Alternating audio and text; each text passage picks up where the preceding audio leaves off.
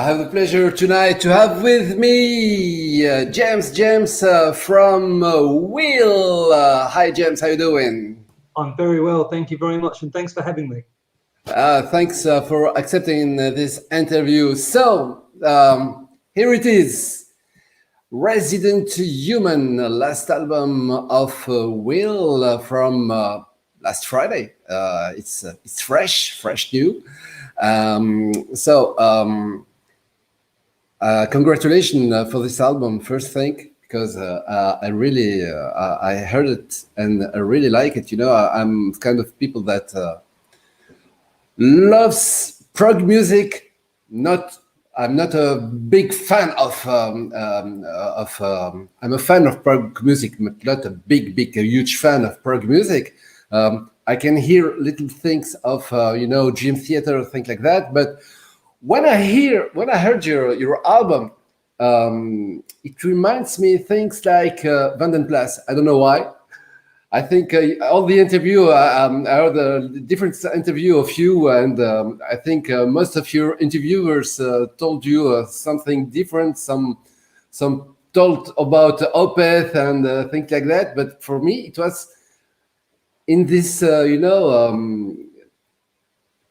musically, and it's not about technique. It's about musicality. That's it. Yeah, exactly. I mean, it's really nice that you got that. That's exactly what we wanted. We don't mind using complexity. I think that there's a time and place for it. There's a time and place for basically everything in music. At least I've been surprised how many times that's proved true over the past few years. But we never want to be complex for complexity's sake. I think there has to be a song first. It's got to be a journey. And I think above anything else, it's got to be fun. You know, no one's listening to music as like an alternative to what they do at work. It's supposed to be something that gives you some degree of escapism and hopefully adds something meaningful into people's lives. And we take that seriously to a fault. Sometimes we get it right, sometimes we don't, but we always try. And I think this album just feels like a really big step forward for all of us. And we're so happy to have it out finally. Yeah, congratulations, because you tried, but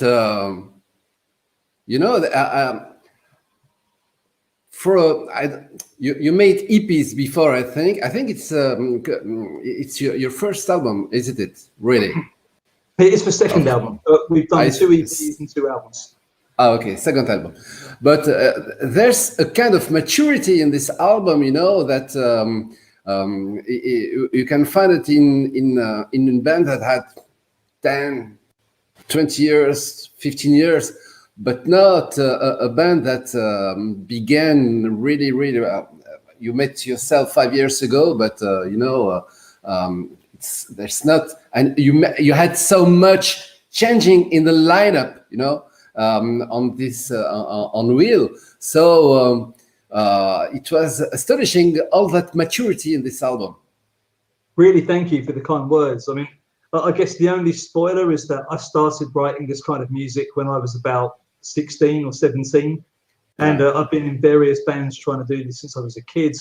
I moved to Finland originally to come and play pop music here with a guy who won Idols, who I've been at university with. And other than that, my background has been just in all kinds of music. I've been writing for different people, helping people write lyrics. I've played solo gigs, doing covers bands, you name it. So on the side, I've always been trying to make this work. And it was like the perfect storm, the way we all started. I met the right people. I was free of all my other musical commitments. And I just kind of figured, if I don't go for this now, I never will. And right from the start, it's never really been about how big we can get. It's just been about how good can we make our music. And that's still what we're focused on, is just trying to keep delivering albums that we buy ourselves. And I would definitely buy Resident Human. I think it's a great record. Yeah, it's funny because, from 20 January, it's the third Finnish band that I make interview, you know, Joe Below and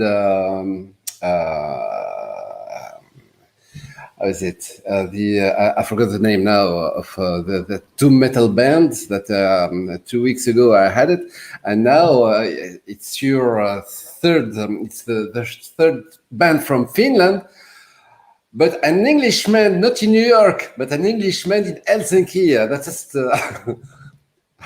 Yeah, I'm Well, really bad. I'm terrible at immigrating, clearly. I could have picked Spain or somewhere warm, and instead I came up here where you get 6 months of winter every year. All jokes aside, I love Finland. It's an amazing country. And I think I always felt like a bit of a round peg in a square hole when I used to live in the UK. But I think the values here, they just make sense to me. And these days, I've got a wonderful Finnish wife who actually made our fantastic artwork on the record as well. I've got lots of friends here. I've been here for over 10 years. I mean, weirdly enough, this is now home, although it took quite a long time to feel that way. yeah, it's the other thing. Three bands in three interview of bands in 2 months. That means that Finland have a scene that is really that's working. I think. Do you feel this in living in Helsinki? I think the thing that's different with working with Finnish people to working with people from the UK is in the UK, everyone's really bothered about being polite to a fault. And sometimes that can get in the way of communicating clearly. And again, I'm not saying it's a bad thing, just to compare it to Finland's. And then in Finland's, people are unbelievably blunt sometimes, and especially within our band, like Santeri, our drummer, he's one of the bluntest people I've ever met, but it's wonderful because if he likes something, he'll tell you. If he doesn't like something and if he thinks it can be improved, he will also tell you that. And when the goal is we're trying to make art, which is, it's very subjective, but the longer we work together, I really respect the opinions of the bands because we've been through a lot together, and I think they've got good taste in music anyway, and they've got lots of cool ideas. And I think just removing the necessity for politeness in every situation is actually really helpful when you're trying to make art. And I hadn't realized before just how significant that is, because I mean, if your feelings are easily hurt, this is probably not a great job anyway. Like between the review scores and social media and some of the people you're going to meet when you go touring, I mean, it's you need to have some self-esteem and some basic security. Otherwise, you're going to find that very, very difficult. But at least within the bands, all the professionals we work with, it's wonderfully easy because they just say what they actually mean. So especially for a simpleton like me, I find that quite refreshing.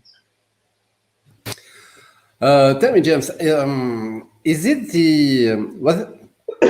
Did you have the first thing? Excuse my English. Your English is brilliant. Don't worry about that. No, it's not brilliant at all.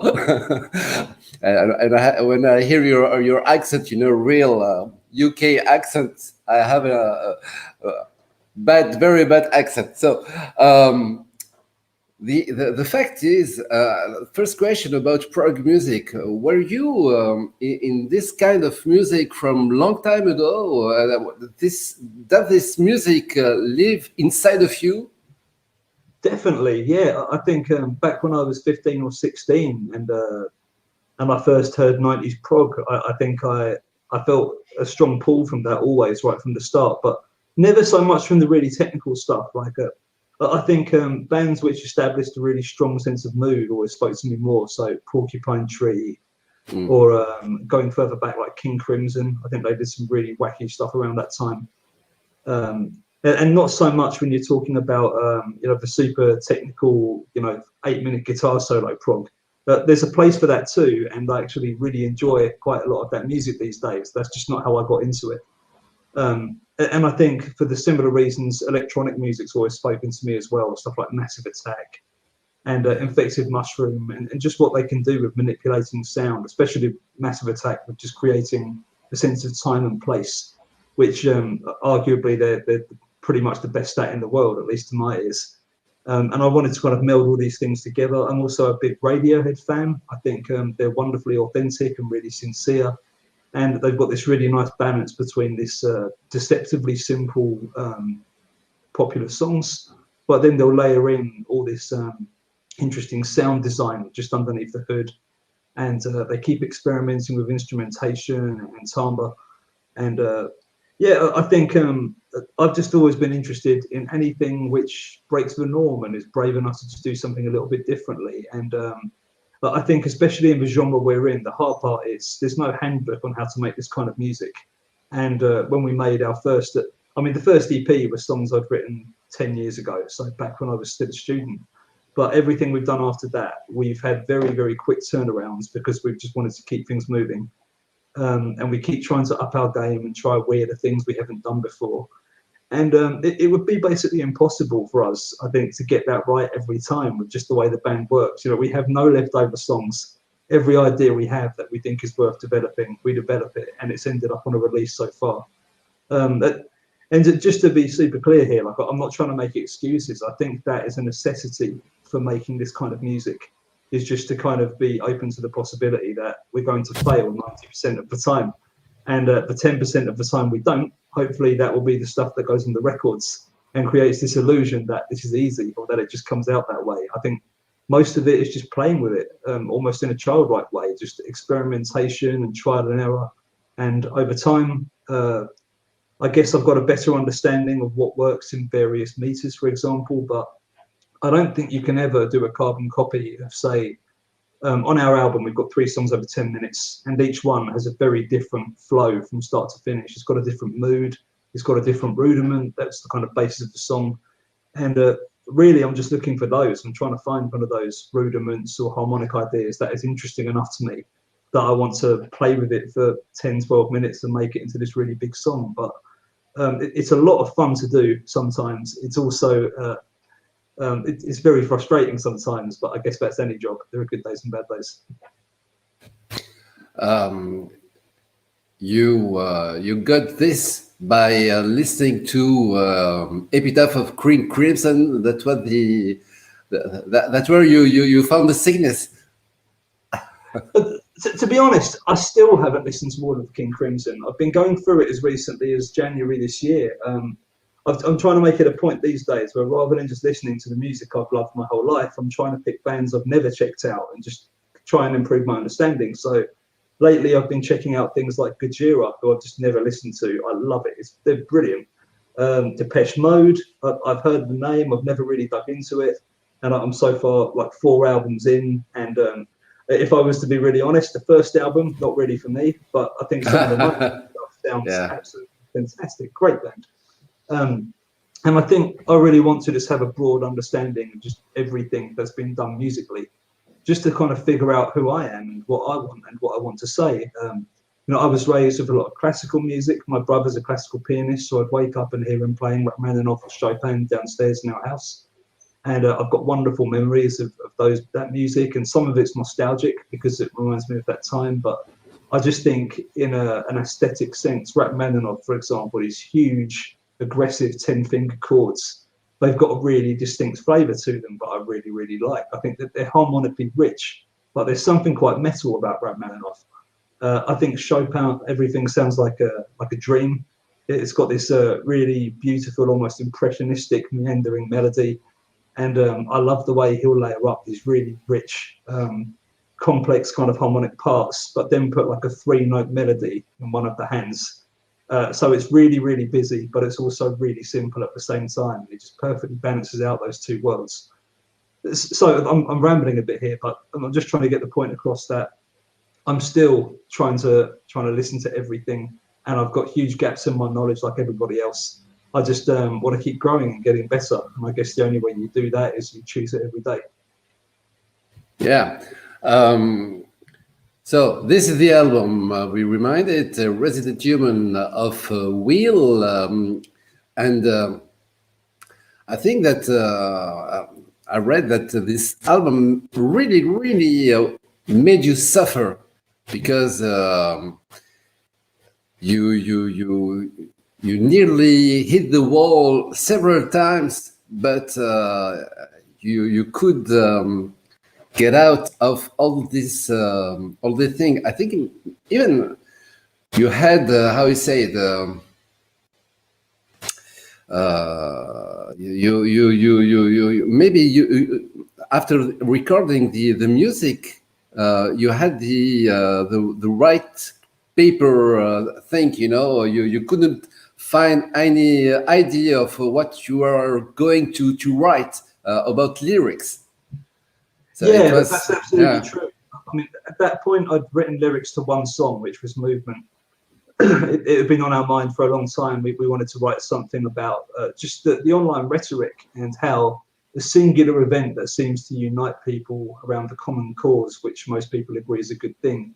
In this case, addressing systemic racism and police brutality. And it ends up being subverted into this bigger, messier, greyer, politicized representation of something much, much bigger than it ever was. And I get how that happens. And there are times in the past that's been done, which has been hugely significant for society to improve. But I think it's almost like we've returned to tribes, isn't it? You know, if our tribe is saying that something is good and we should support it, most people do. And if our tribe is against something, whatever that might be, then we are as well. And one of my favorite examples of this I'm using lately is if you think about conservatism, for example, like at what point in history did a certain kind of economic policy become synonymous with removing women's right to abortions? And it's just a strange thing to have together. Like they have nothing to do with each other. They're completely separate issues, yet they're synonymous. They're part of a similar identity. And the reason I bring it up, even though it's a bit off topic, is I think we can apply that same framework to what happened after George Floyd was murdered, which is all of a sudden we're shuffled around into our factions, and most people just regurgitated the media that they've consumed. And I guess to some degree I did as well. I think all of us do. We all exist within echo chambers. But this is a man's life. You know, this is someone was killed by law enforcement who were paid for out of tax money to protect the public. And I would argue in those cases that that's never appropriate, that there's not a single situation where something like that can be said to be okay. And it's great that at least one of the police officers seems like he's faced some kind of justice. But I think we're very passionate about being authentic in what we write about. And these are just the kind of things we spoke about in our rehearsals and our meetings around the time. So it felt really natural to put the most aggressive song on the album with the most frustrating topic, which is this. Yeah. The music of this album of Will, it's very rich because lots of rhythm. We hear the bass, we hear the drums very well. They don't do things very easy, and so it's not the prog music, as you said, like, you know, guitars and things like that, but it's not really easy music. There's a lot of research in this music. So how did it come? It's about rehearsals. It's about so how do you found the 7 titles of this album? You know, how did it burn? How did you find it? We started writing it at the end of 2019 after a tour we'd done, and I sat down with ZanZanA and Lucky and I said, here is a folder full of ideas that I've done. There are riffs and sections and some quite long complete sections that ended up on the album, but I guess I've been quite close to it, and because we really try and be as democratic as possible, I just said to the guys, you tell me the ones you like and I'll start developing those. And at that point, I think they chose the intro part to Dissipating, like everything up to where the drums come in. We had that as a complete part, so they chose that one. We had 2 sections that ended up going into Hyperion. There was the B riff from Movement, and they just picked a few out, and I started experimenting with them and putting them to pieces. Then I wrote most of the structure and arrangement kind of in over a period of about 6 weeks for nearly the whole album. I hadn't written Fugue or Old Earth. That came much closer to the studio sessions, but like the 5 main songs on there were already done. And after that, we just started putting them apart. And like I said earlier, working with Finns is wonderful because they're super straight with you. So ZanZanA and Aki were, yep, that bit's good, that bit's not. Yeah, let's take that out. What if we put that there? And then we just started shuffling the whole thing around, because I think having a good idea is one thing, but finding the perfect structure to organize it within to make it as rewarding as possible, that is I think maybe twice in my life I've written a song where it's just been done doing that. I think most of the time there's just this compulsory deconstructing phase where you just got to go back in and start pulling at the threads and see what comes out. And funnily enough, the closest I think you ever get to being satisfied, which sounds bad, but it isn't, is that I just stopped running out of things to fix. Like when we get to a point where I go, yeah, I can't change anything else now, it's going to make it worse, then that's when it's done. And that used to really frighten me. I used to kind of want this euphoria, this joy of completing something, but I think the joy these days tends to come from just the craft and from the process of trying to solve these problems together as a group. It's frustrating and sometimes it's really stressful, but it's so satisfying when we get it right. Like, for example, the last section in Resident Human, the last track before the piano bit comes in, when we finally got that in the right order, I just thought, holy shit, this is going to be one hell of an album. Like, what an amazing feeling. I'd love to say there were more moments like that during the production, because there weren't. Most of it was just all of us being very stressed out and very tired, but we love the grinds, and looking back now, we already can't wait to make the next one. So it must be kind of okay. I think you're kind of lucky for going to Finland and finding the musicians that finally you could express yourself. I think I don't know. You had to go to Finland to write, the music that you like. You couldn't do it in UK. Why? Yeah, maybe that's true. Honestly, I moved here because it was paying work. I was pretty much at a point in England where I was playing in lots of different bands and lots of different instruments, and I completely ran out of money. I was making next to nothing, and I was behind on my rent. And it was basically a choice between move back to London with my parents and maybe find a proper job, or take a leap of faith and move to Finland to play with this Idols winner in a pop band, which was not really something that was very inspiring to me. But I was really grateful for the work and for the chance to keep doing it. And I guess the realist in me would say I probably wouldn't be doing Wheel now if I hadn't been through that process. So I'm grateful that I had the chance. But it was survival. It really felt like if I don't move here and try this, then I'm going to have to quit and do something else. And I really didn't want to. So here I am. Yeah. So, James, what can you do if you say on 2-3 words? What can you say about Dissipating? Dissipating is a song about coming to terms with the indifference of the universe, a concept that I discovered through a book series called Hyperion Cantos. And it's this notion that the universe is big, it's scary. Every time our understanding improves, humanity finds itself feeling more insignificant and more dwarfed by the enormity and the unknowability of everything.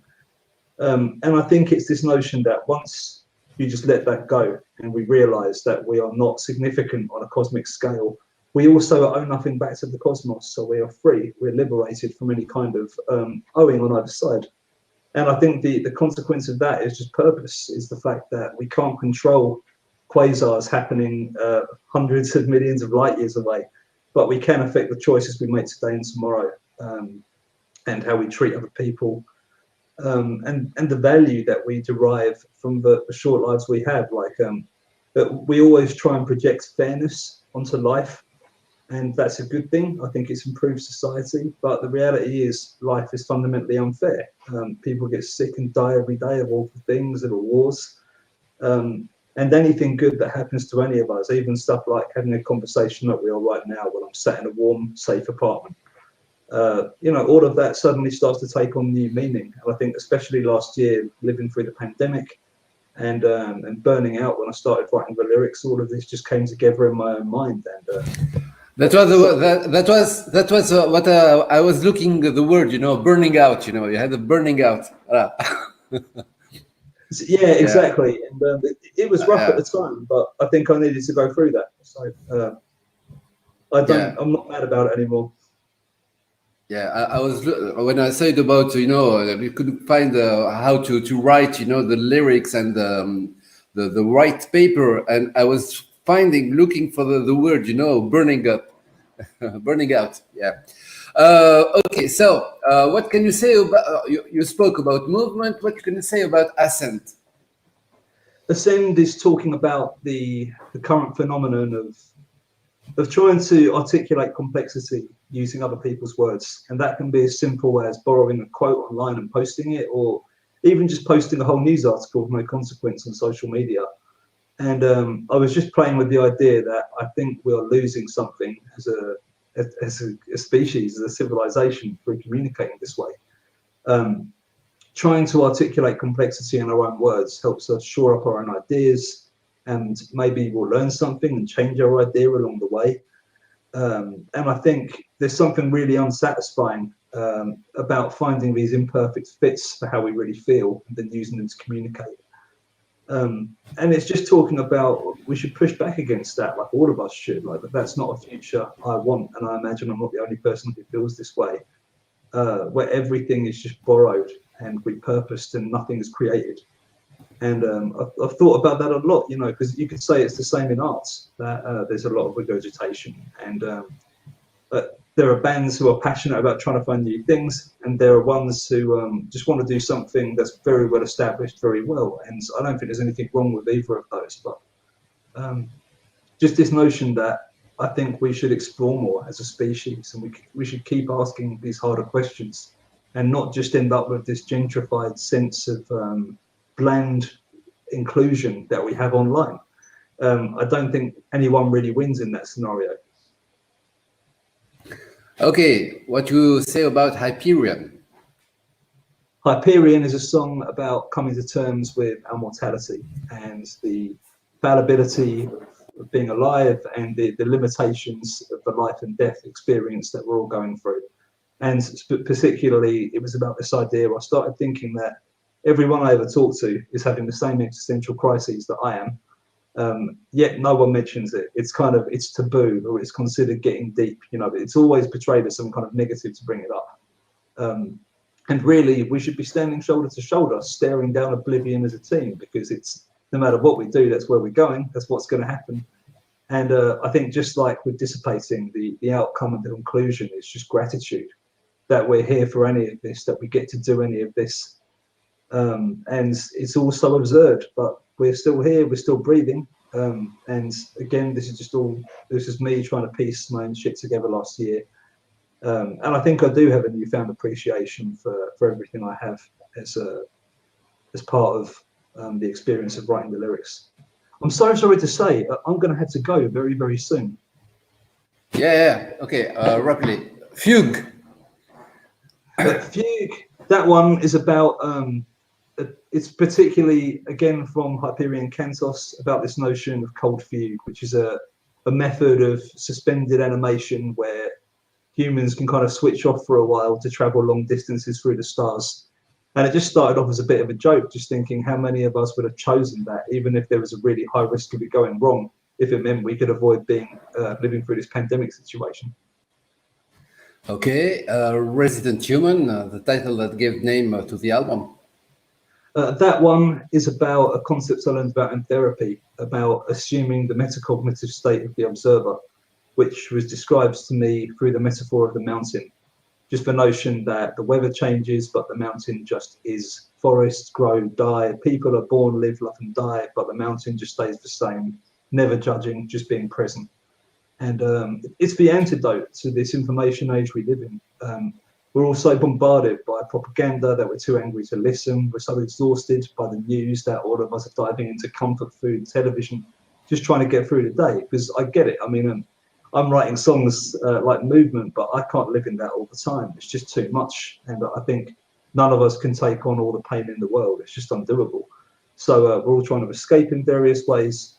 But the solution that my therapist taught me about is this notion of removing the emotional reaction we have to what we see going on around us and just seeing it as it is. And I think that's a path to being able to be the change we want to see in the world. It's also a path to peace. And I think the older I get, I think peace really is my biggest goal. I want to get to a point where I just feel at peace.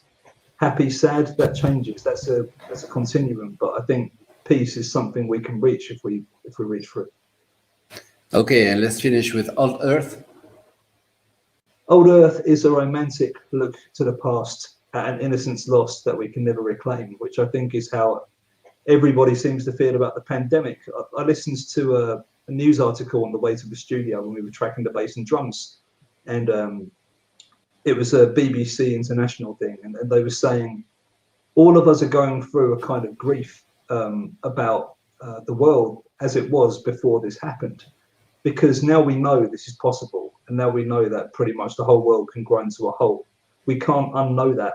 And I think all of us, no matter what choices we make in the future, they're going to be tempered by the knowledge that this could happen and everything could change.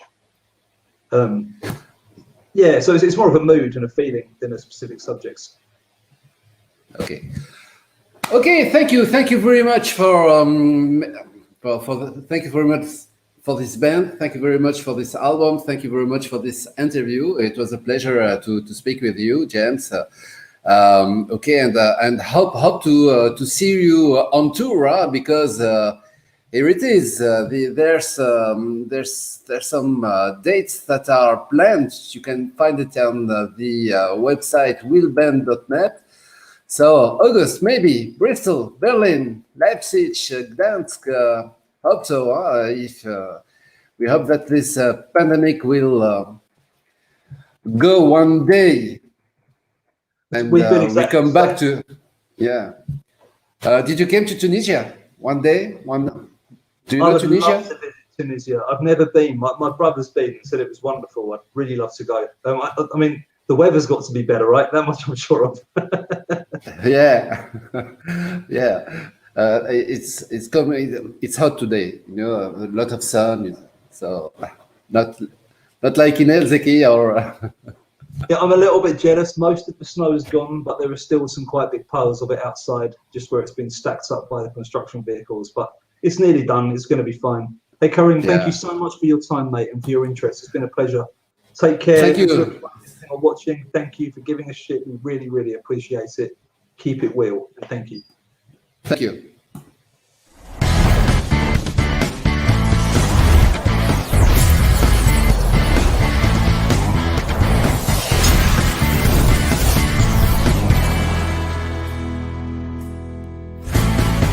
ZanZanA, l'émission métal.